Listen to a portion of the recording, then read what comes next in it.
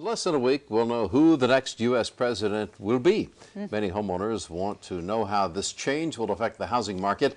Joining us with more is Orange County Register business columnist Jonathan Lansner, who's got to be happy because the Ducks have been on a roll. Nice to have you back with us, John. My pleasure. Hey, talk about, give us a little bit of your analysis on these presidential candidates and their effect on the real estate market in general and then Orange County. Well, you know, it's always interesting. I think when times are good, everyone wants to say that, gee, I was in office at that time and things went well. And when things go bad, it was like, well, I was just part of the equation and all. But, you know, I've spent some time lately both reading other people's analysis and doing some of my own about, you know, how the real estate markets have performed and sort of tied it to presidential politics. I think the most interesting number is that I found, I won't say interesting, but one of those makes you go, aha, you know, is the fact that President Bush is about ready to leave office, and it is probably quite likely that he'll end up with a very high, you know, performance number for LA and Orange County home prices. Are probably currently around 70% gain since he's entered office. I think that number will fall before he leaves in January.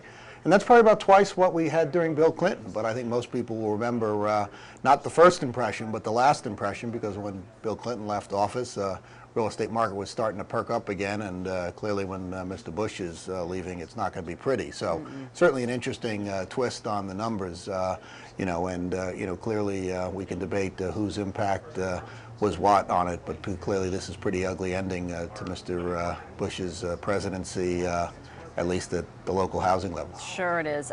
Talk a little bit about the incoming president. You suggest that the housing crash may be helping Barack Obama.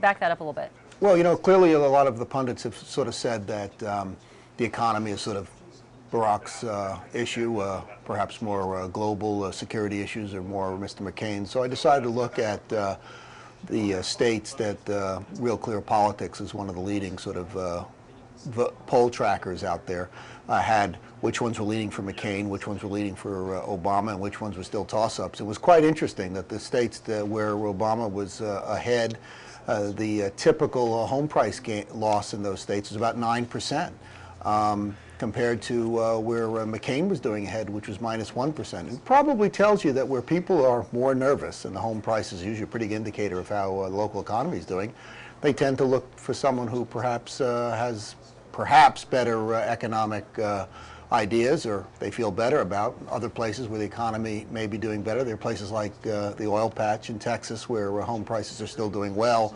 up until the fact oil prices collapsed the past couple of weeks.